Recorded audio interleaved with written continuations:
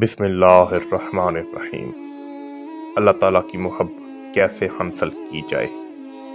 محبت دراصل وحدانیت کی جڑ ہے، اور وحدانیت کی روح ایک اللہ سے خالص محبت رکھنا ہے، بلکہ حقیقت میں محبت تو عبادت کا سرچشمہ ہے، اور وحدانیت اس وقت مکمل ہو سکتی ہے جب اللہ تعالیٰ سے بندے کی محبت کامل و مکمل ہو جائے۔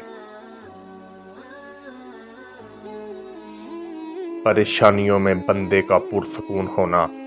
اللہ تعالیٰ کی محبت رکھنے والا اپنے آپ میں اس وقت سے وہ لذت محسوس کرتا ہے جس کے سامنے ساری پریشانیاں ہیج ہو جاتی ہیں، بلکہ ایک طرح سے وہ پریشانیوں کو بھول ہی جاتا ہے۔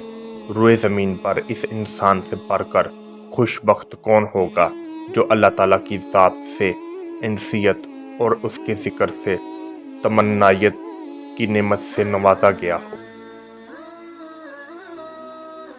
حصول محبت کی دعا اور کوشش کرنا اللہ تعالیٰ کی محبت کے حصول کے لیے ضروری ہے،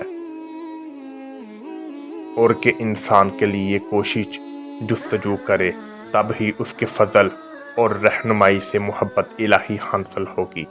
نبی کریم صلی اللہ علیہ وآلہ وسلم جو اللہ تعالیٰ کے محب و محبوب ہیں، اللہ تعالیٰ کی محبت پانے کے لیے دعا فرمایا کرتے تھے۔ اس دعا کو آپ صلی اللہ علیہ وآلہ وسلم نے اپنی امت کے لیے بھی پسند فرمایا۔ اے اللہ، میں تجھ سے تیری محبت مانگتا ہوں، اور ان کی محبت جو تجھ سے محبت کرتے ہیں، اور اس کام کی محبت جو مجھے تیری محبت تک پہنچا دے۔ اے میرے خدا، ایسا کر کے مجھے تیری محبت اپنی جان، اہل و عیال اور ٹھنڈے شیرے پانی سے بھی زیادہ پیاری اور اچھی لگے۔ جامعہ ترمذی۔ حضرت انس رضی اللہ تعالی عنہ بیان کرتے ہیں کہ رسول اللہ صلی اللہ علیہ وآلہ وسلم نے اپنے رب کی طرف سے حدیث قدسی بیان فرمائی۔ اللہ تعالیٰ فرماتے ہیں کہ جب بندہ ایک بالشت میرے قریب ہوتا ہے تو میں ایک ہاتھ اس کے قریب ہوتا ہوں، جب وہ ایک ہاتھ میرے قریب ہوتا ہے تو میں 2 ہاتھ اس کے قریب ہوتا ہوں، اور جب وہ چل کر میری طرف آتا ہے تو میں اس کی طرف دوڑتے ہوئے جاتا ہوں۔